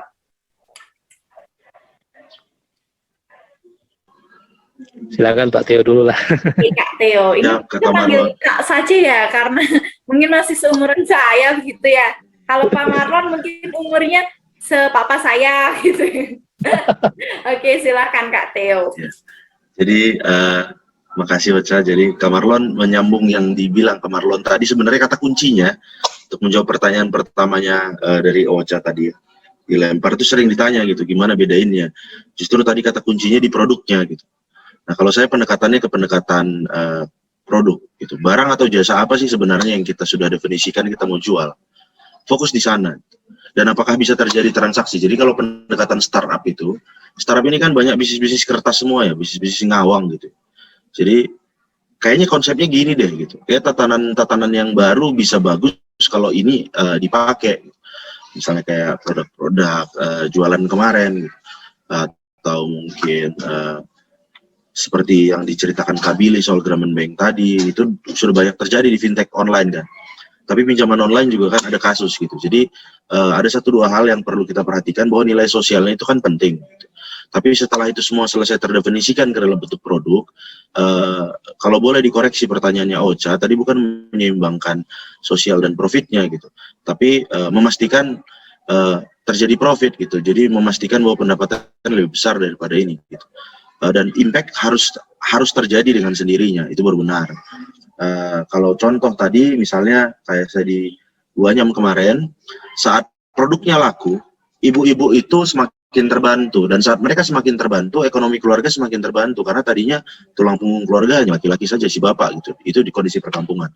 Terus dari sisi juga sosial yang lain gitu, semakin laku keranjang-keranjang anyaman itu, semakin tidak dipergunakan barang-barang serupa yang digunakan dari alat-alat yang tidak ramah bumi, tidak ramah lingkungan. Jadi saat produknya makin laku, harusnya dampak sosialnya makin besar.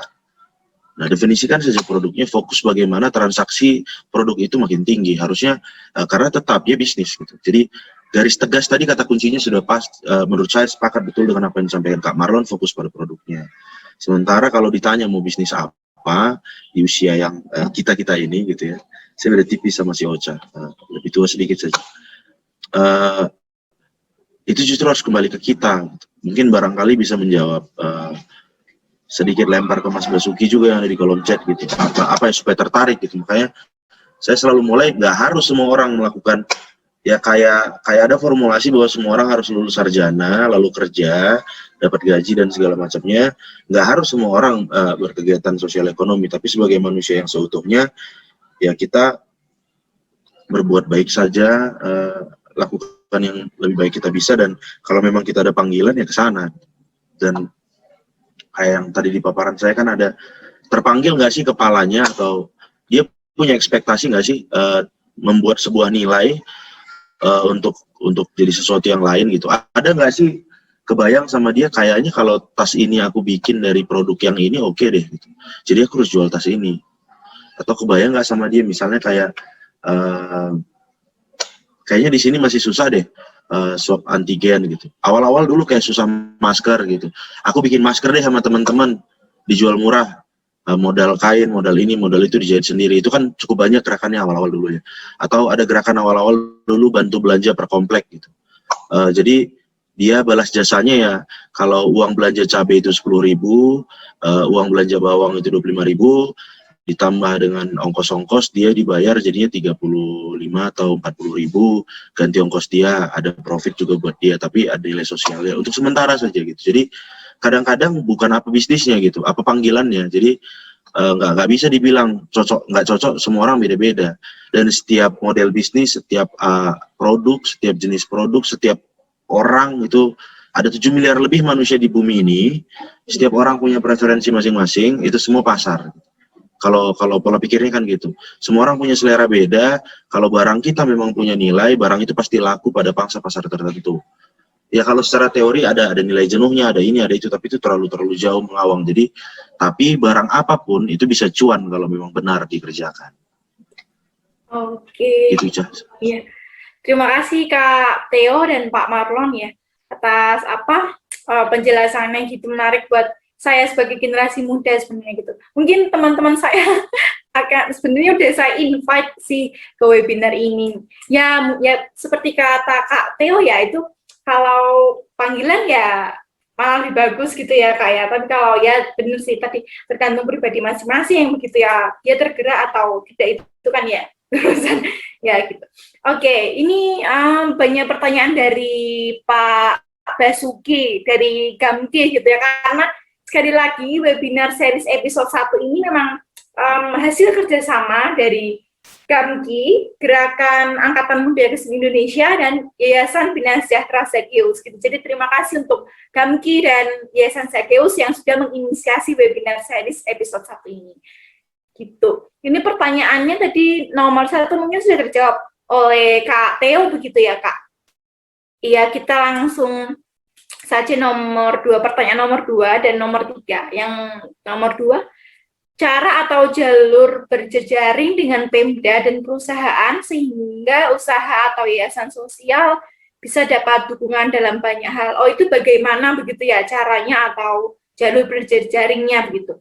Lalu pertanyaan yang ketiga, Pak Basuki ini dari Blitar dan berharap bisa berjejaring dengan peserta webinar hari ini, khususnya dengan Yayasan Zakeus. Wah, terima kasih ya Pak Basuki, ini dari Gamki Blitar loh, rekan-rekan gitu. Jadi kan ini Gamkinya nggak hanya dari satu daerah, gitu, jadi kan satu Indonesia gitu ya.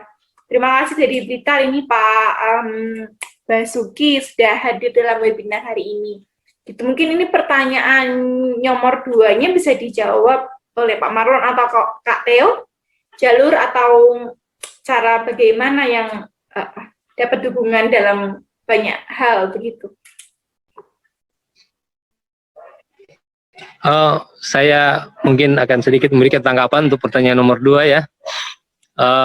Saya memang berpikir berkaitan dengan akses kepada banyak pihak itu tidak perlu banyak bicara dan tidak perlu banyak proposal kemana-mana. Saya dari pengalaman yang saya coba kerjakan selama ini, coba melakukan saja. Ada 2 kata kunci di sini, konsistensi dan komitmen. Dengan kita melakukan itu, dengan adanya sosial media sangat membantu, bisa mempromosikan apa yang kita kerjakan, walaupun kadang-kadang kita berjalan dalam diam, berjalan dalam sunyi, tapi itu kadang-kadang banyak yang melihat dan banyak yang memantau. Dan akhirnya penawaran akan datang.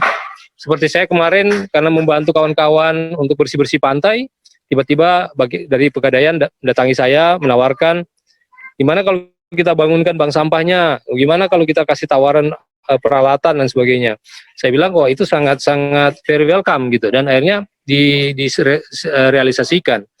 Dan juga karena mencoba aktif dengan kegiatan-kegiatan penelitian dan kemudian ada hasil-hasil tulisan yang mungkin dianggap menarik dan ini ditangkap oleh lembaga-lembaga luar dan melihat apa yang coba kita kerjakan karena konsisten sejak 2012 dengan dengan konsep-konsep pengelolaan bank sampah, akhirnya mereka tertarik untuk membantu dan memang aspek eksekusi di lapangan ini menjadi penting. Kadang-kadang aspek konsep-konsep itu banyak sekali, tapi yang saya pelajari dari mengikuti kompetisi-kompetisi startup kemarin, mereka katakan kalau ide itu murah, tapi eksekusi lah yang mahal. Nah ini yang menjadi tantangan terbesar sebenarnya. Begitu banyak ide, konsep, namun belum terbukti dari aspek eksekusi di lapangan. Mungkin itu aja dulu, terima kasih. Oke, terima kasih Pak Marlon. Pak Basuki tadi jawabannya sudah memuaskan atau masih kurang? Kalau masih, nanti para pembicara boleh berdiskusi gitu. Silakan Kak Theo, atau mau menambahkan? Ya, paling nambahin sebenarnya kalau tadi caranya Kak Marlon itu berjalan dalam sunyi, tapi kalau misalnya kadang-kadang itu berat gitu dan prosesnya panjang gitu. Tapi biasanya karena lebih berat, dia secara fundamental pasti lebih kokoh gitu. Baik dari mental individu dan tim juga itu pasti lebih kerasa. Tapi ada tips and trik akselerasi atau ada beberapa realita juga yang saya temukan itu biasanya faktor kredibilitas individu yang mengerjakan. Kadang kan kita mulai dari kertas. Gitu. Si orangnya ini siapa sih? Ternyata dia dulu udah pernah ngerjain apa, udah jadi. Gitu. Udah pernah ngerjain apa, udah jadi. Makanya kalau kadang menilai kemampuan tim, kalau memang masih konsep, gitu, belum sempat tereksekusi. Gitu. Atau kenal di mana dia pernah ngapain. Bisa dari kenalan, bisa dari kolega, gitu. Dan pasti kalaupun ada dukungan-dukungan itu ya seperti mungkin paling gampang kayak kita jadi vendor di sistem yang ini ya rigid ya kayak di BUMN atau kementerian gitu ya. Pertama biasanya mulai dari kalau mau tender-tender besar pasti tidak bisa kalau belum punya pengalaman di kementerian serupa misalnya. Jadi kita coba mulai dari paket-paket kecil dulu atau mungkin penunjukan langsung yang kita kerjakan baik, lalu dokumen kita juga baik, ya baru naik kelas gitu. Jadi seni eksekusi tadi dibuktikan juga lewat administrasi. Bisa juga kayak gitu. Kayak misalnya kita yang di respon bencana gitu ya. Tidak langsung kita dapat support itu puluhan sampai ratusan ribu dolar per titik lokasi bencana karena kepercayaan itu besar kan dan tanggung jawab itu besar, dana sebesar itu gitu. Dari sponsor-sponsor internasional dan nasional, kita kayak dari Kristen Aid, dari Life, ada organisasi Islam di Prancis juga, dari C8 gitu. Jadi dari Caritas gitu. Jadi memang karena ini sudah jalan 5 tahun ya Kun sendiri, dan setiap ada bencana kita lompat dari pertama kali kemarin yang dari tahun 2018 itu Lombok, 2017 sudah mulai di Halmahera segala macam, dan di Palu juga kita sudah turun, di Banten kita turun, kemarin di Sumedang kita turun, banjir Kalsel, dan ini itu juga yang di Mamuju kita turun, yang Mamuju Majene kemarin, dan besok juga kita mau ke NTT gitu. Jadi kata kuncinya tadi komitmen dan konsistensi dari Kak Marlon saya eko kalau boleh. Kak Basuki, mudah-mudahan teman-teman juga jadi tidak usah ragu kalau memang nanti ada jalannya dan sudah ada panggilannya, jalani aja susah-susah. Toh pasti susah hidup ini, jadi dijalani aja. Hidup toh pasti susah kan, jadi apa yang kita mau aja dijalani. Saya kembalikan lagi ke Ocha. Hidup itu susah, betul ya Kak. Oke. Teman-teman, saya kembali mengingatkan ada feedback yang harus teman-teman isi di chat box, bisa rekan-rekan lihat, dan itu wajib diisi ya oleh rekan-rekan peserta webinar siang hari ini gitu. Dan jangan lupa untuk follow Instagram Yayasan Zaccheus di @Zaccheus Foundation. Akan saya ketikkan di chat box juga ya, biar teman-teman bisa langsung cari di Instagram Zaccheus Foundation gitu.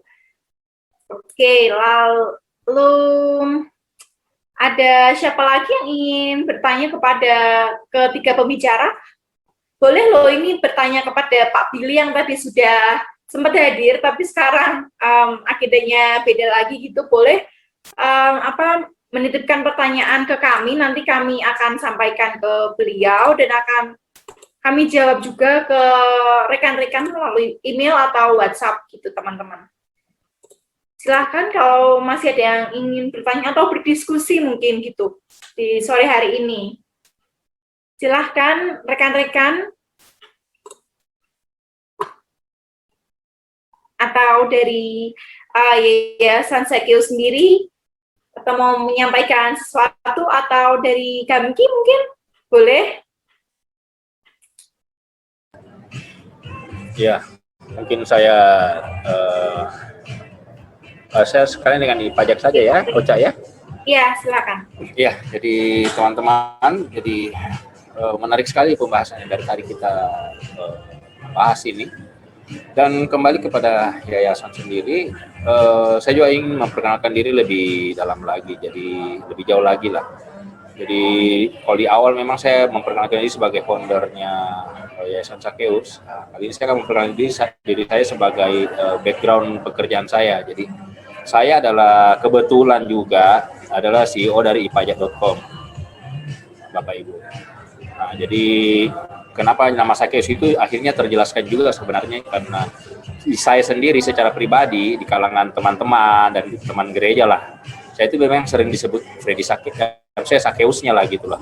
Ya kalau ini ya ini, ya kalau ada masalah pajak atau ada segala sesuatu yang berhubungan dengan ini, maka saya lah yang biasanya mereka jadikan tempat curhat. Jadi berangkat dari situlah yang akhirnya sebenarnya dari sekian tahun menggeluti pekerjaan sebagai konsultan ini di bidang pajak.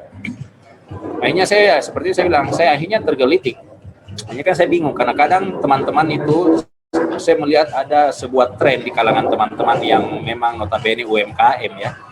Kebanyakan UMKM itu kan memang target market saya sendiri di konsultan pajak itu memang saya menyasar marketnya itu di UMKM karena secara bisnis, secara kembali kita bicara bisnisnya itu Indonesia itu luar biasa. Saya berani bilang itu 90% itu Indonesia itu UMKM semua itu. Yang memang kita tahu sendiri waktu krisis pertama tahun 98 itu UMKM yang bertahan, sementara yang semua yang besar-besar itu pada berguguran. Nah, UMKM bertahan dan saya dulu sebelum menjadi seorang profesional di pajak ini betul-betul mendirikan pajak itu sudah memang cukup lama juga menggeluti secara pengalaman. Saya sudah lebih dari 20 tahun. Jadi saya melihat apa istilahnya ya? Saya dulu itu memang staf khusus bagian pajak, Bapak Ibu. Jadi waktu itu perusahaan tempat saya juga kena sebenarnya waktu tahun-tahun itu. Jadi cabang tempat saya bekerja itu akhirnya ditutup. Tapi yang saya melihat sendiri di mata kepala sendiri, yang staf yang paling terakhir sekali yang mengunci pintu kantor, tanda bahwa kantor ini benar-benar tutup untuk selama-lamanya, itu adalah saya. Jadi dari situ Bapak bisa mengerti, seluruh staf yang lain itu sudah istilahnya udah out, sudah diselesaikan dengan baik-baik secara adat lah istilahnya ya, semua begini. Jadi saya adalah orang yang paling terakhir mengunci pintu. Kenapa? Karena laporan pajak itu walaupun kantor sudah tidak, tapi kan kewajibannya tetap harus jalan pelaporannya gitu. Walaupun laporan nihil dan saya adalah orang paling terakhir itu. Jadi setelah itu selesai. Nah, dan waktu berlalu dan saya melihat ada sebuah kebutuhan teman-teman ini banyak, teman-teman saya juga yang banyak mandiri sebagai entrepreneur, khususnya UMKM ini. Mereka luar biasa, saya tetap katakan luar biasa. Kenapa? Karena bisa pada skala tertentu mencapai omset dan perkembangan usaha yang luar biasa juga, tapi kasihan, begitu sampai pada titik tertentu juga mereka baru sadar bahwa segala keuntungan yang mereka peroleh dengan jeripaya dan keringat begitu, mungkin air mata pun ada di situ, margin pun istilahnya orang sudah bakar-bakar duit lah, bahasa sekarang kan bakar duit. Jadi istilahnya itu margin sudah istilahnya seharusnya terimanya 10, 15%, 20%, tapi karena konsep ingin menjadi leader dalam marketnya mereka harus bakar duit sampai akhirnya ya bahasanya biar 2-3% pun oke, yang penting cash flow jalan, bahasanya kan gitu Bapak Ibu. Jadi pada titik tertentu mereka baru sadar, begitu orang pajak masuk mempertanyakan segala tanggung jawab yang memang mereka harus lakukan, mereka baru sadar bahwa mereka lupa, tanda kutip. Lupa itu ada yang lupa tanda kutip, ada yang memang benar-benar lupa. Nah, yang saya mau ini yang benar-benar lupa ini. Yang benar lupa itu akhirnya mereka sadar, ternyata kewajibannya luar biasa. 10%-nya lupa, yang PPN, belum lagi PPH-nya, bisa sampai 25%. Akhirnya yang 2-3%, 5% itu istilahnya saya katakan langsung saja ya. Akhirnya kita ini tidak ada bedanya, mereka baru merasa tidak ada bedanya seolah-olah kita ini adalah budaknya Firaun lah bahasanya gitu. Kita ini budak Firaun yang bekerja setengah mati, ternyata akhirnya hasilnya semua diserahkan kepada Firaun, bahasanya gitu. Jadi saya melihat seperti itu dan akhirnya saya tergerak untuk bantu akhirnya dalam konteks kalau bahasanya Pak Dodi, salah satu pembina juga di Yayasan Sakeus ini, itu akhirnya saya pro bono lah bahasanya, bahasa hukumnya itu akhirnya saya bantu secara free. Cuma kan saya walaupun pro bono misalnya katakan gratis kan, saya kan sempat katakan saya ini bukan yayasan. Saya sering ucapkan kalimat itu, saya ini bukan yayasan, tapi saya tetap akan bantu. Tapi akhirnya karena keseringan mengucapkan itu, akhirnya saya berpikir begini, kenapa nggak sekalian aja bikin yayasan? Gitu loh.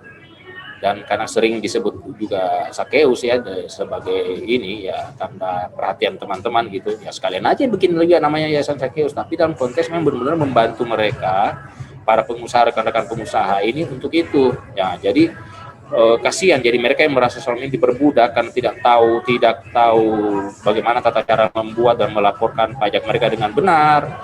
Saya ingin membantu melalui pajak gitu.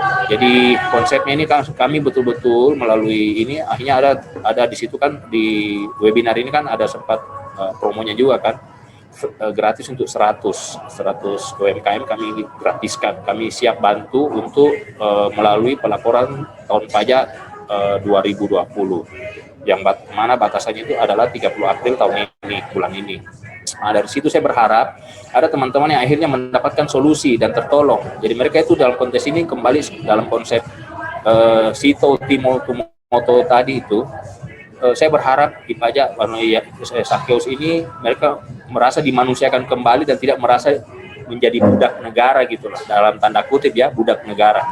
Seperti itu Bapak Ibu. Jadi bagi teman-teman atau mungkin ada yang mungkin di antara kita yang hadir di webinar ini, silakan cari tahu siapa mungkin keluarga Anda yang UMKM tapi tidak tahu atau mungkin tidak kuat membayar jasa harga ya konsultan lah di tempatnya, atau mereka mungkin kata kuncinya sebenarnya sih percaya, mereka kurang mempercayai ya, mungkin mereka bisa menemukan solusi itu melalui pajak gitu Bapak Ibu. Dan saya puji Tuhan teknologi sudah luar biasa, pajak sudah sangat maju, sudah masuk revolusi, mereka sudah masuk revolusi industri keempat juga, bisa dikerjakan dari mana saja. Dan ujian kemarin melalui pandemi ini kan sudah kita lewati. Dengan cara apa? Kita mengerjakan dan melaporkan pajak secara online. Dan pajak pun sudah merevisi programnya yang biasa kita lihat ISPT, e-faktur, tapi mereka sudah sangat modern. Saya berani bilang di antara semua kementerian yang ada di negara kita ini, pajak itu yang paling depan Bapak Ibu. Karena saya saksi ininya sebagai praktisi di situ. Mereka yang paling depan, luar biasa. Saya salut sebenarnya, tapi itu juga sangat membantu kami. Akhirnya kami bisa, jangkauan pelayanan kami bisa lebih luas dalam konteks, ya seperti ada kata Kakak James ini, teman saya ini. Pak, kalau misalnya bantu di Jawa gimana? Ya bisa, saya bilang aja bisa. Karena memang pelaporan kan online, jadi tidak ada masalah. Selama data bisa diserahkan secara online juga ke kami bisa bantu laporkan dari sini. Kalau misalnya dimanapun ya, saya bilang sebenarnya kalau kami fokusnya kalau kita bicara market sih Sulawesi saja. Tapi seandainya pun ada teman-teman yang hadir di webinar ini yang dari mungkin katakan Jawa atau dari Sulawesi lain ya, kami di Sulawesi Selatan atau ada yang dari Kalimantan ya, saya sih terima kasih atas kepercayaan diberikan. Kami tetap berusaha bantu. Gitu. Jadi melalui webinar ini sekali lagi bisnis sosial yang ini yayasan ini sebenarnya bagi kami adalah salah satu bukti nyata CSR-nya iPajak. Jadi dalam konteks ini saya sebagai foundernya dan CEO iPajak juga bersama teman-teman lain, karena ini proyek sosial, kita bersatu dan kita mendirikan Yayasan Sakeus ini dengan dalam konteks itu membantu teman-teman kita semua yang masih muda-muda, kebanyakan sih ya, UMKM zaman now itu begitu ya, kebanyakan anak-anak muda. Kami ingin hadir mendampingi mereka sebagai rekan, sebagai mitra, sebagai partner untuk menolong mereka bagaimana mereka bisa merasa apa istilahnya ya itu yang tadi, jangan sampai merasa kita ini budak negara, karena itu yang sekarang lagi terdengar, kita ini kayaknya diperas habis-habisan gitu loh. Tapi sebenarnya kalau menurut saya ya itu biasanya ya, saya kutip saja, jadi seperti kata Nabi apa ya yang mengatakan gini loh, umatku binasa itu karena tidak berpengetahuan. Jadi kita seperti itu. Jadi umat Tuhan itu binasa itu bukan karena mereka disolimi atau mungkin merasa disiksa. Jadi itu adalah hal yang karena sebenarnya saya kata kuncinya firman Tuhan itu karena kalian tidak berpengetahuan. Jadi kita ini bodoh sebenarnya. Jadi kalau kesannya kita mengerti, sebenarnya kita tidak akan menuju kebinasaan. Jadi kami ingin menjadi agen Tuhan dalam konteks itu. Kami menolong dan melayani mereka. Istilahnya menunjukkan jalan yang baik dan benar. Begitu Bapak Ibu. Mungkin itulah sekalian yang saya bisa sharing juga sekalian mengenai iPajak itu. Jadi kami hadir, kami berusaha untuk menolong melalui Sakeus, Yayasan Sakeus. Terima kasih. Wah, luar biasa ya Pak Freddy ini. Oke. sekali lagi saya ingatkan untuk rekan-rekan yang belum mengisi feedback dari webinar sore hari ini, silahkan sekarang dicek di kolom chat box untuk mengisikan feedbacknya begitu ya dari teman-teman. Dan jangan lupa juga untuk follow Instagram Yayasan Zaccheus @zaccheusfoundation, sudah ada juga di chat box. Itu ya rekan-rekan, atau sekarang rekan-rekan masih memiliki pertanyaan, boleh, kami masih menunggu pertanyaan dari rekan-rekan untuk didiskusikan bersama para pembicara, Kak Theo dan Pak Marlon. Gitu, rekan-rekan ada yang masih ingin menyampaikan pertanyaannya, mungkin teman-teman? Kalau tidak ada, mungkin sore hari ini webinar series episode 1 ini sudah selesai begitu. Kami ucapkan terima kasih banyak untuk para pembicara yang sudah mau membagikan sharingnya gitu ya di webinar sore hari ini. Lalu juga terima kasih untuk sekali lagi kepada Gamki dan Yayasan Zaccheus, dan tak lupa yang mendukung webinar sore hari ini bisa sukses, itu ada IPAJA, terima kasih. Dan teman-teman yang punya UMKM atau temannya teman-teman gitu, atau circle-nya teman-teman yang punya UMKM tapi bingung nih tadi SPT tahunan masih agak berat gitu, bisa teman-teman konsultasikan dengan IPAJA gitu ya, dari punyanya Pak Freddy. Tapi teman-teman jangan lupa juga untuk isi feedback di chat box, karena itu juga untuk mengembangkan ke depannya webinar kita dari Yayasan Zaccheus dan Gamki itu akan seperti apa, akan lebih baik bagaimana begitu. Untuk teman-teman yang sudah mengikuti webinar ini, terima kasih banyak, tapi jangan live dulu, kita ada foto bersama, boleh kameranya dibuka teman-teman, supaya bisa lihat satu sama lain, begitu. Oke, coba boleh dibuka dulu kameranya, semuanya, saya tunggu loh ini. Oke. Sudah semua, tolong dibuka dulu ya, sebentar saja kameranya. Kalau mic-nya dimatikan saja. Yuk teman-teman, ada Tamar Depari, Hanana Baban, Jordan Ari, Douglas Pareta, Amos Mitun, Hardi, Jo. Oh oke, ada yang kameranya error, nggak apa-apa ya rekan-rekan ya, memang itu di luar kendali kita gitu ya. Oke, semuanya boleh dibuka, ada Ibu Demsialagan, lalu ada Ari yang belum dinyalakan kameranya, boleh? Oke, kita foto bersama dulu ya. Kita pose, ini ada beberapa pose karena ada 2 slide ya, rekan-rekan, karena satu nggak cukup, slide-nya di zoom, boleh 2 kali. Oke, sambil senyumnya ditahan ya, teman-teman, tolong berikan senyum yang terbaik gitu. Oke, boleh dinyalakan dulu kameranya. Oke, kita foto 1, 2, 3. Oke. Oke, masih senyum teman-teman, ditahan dulu ya. 1, 2, 3. Oke. Teman-teman, kembali saya ingatkan, jangan lupa untuk follow Instagram Yayasan Zaccheus @zaccheusfoundation. Sudah ada di chat box, boleh dicek, dan juga jangan lupa mengisikan feedback dari kami, Gamki dan Yayasan Zaccheus juga ada sudah di chat box untuk bagaimana kami melayani teman-teman saat webinar begitu, dan akan memperbaiki ke depannya seperti apa. Begitu ya teman-teman. Terima kasih yang sudah join di webinar episode 1 ini, Success Story Mengelola Bisnis Sosial. Terima kasih banyak Pak Freddy, Pak James, Pak Marlon, Kak Theodore, semuanya, rekan-rekan, terima kasih. Dari teman-teman Gamki dan teman-teman dari Yayasan Zaccheus, terima kasih. Sampai jumpa di webinar series episode selanjutnya. Bye-bye.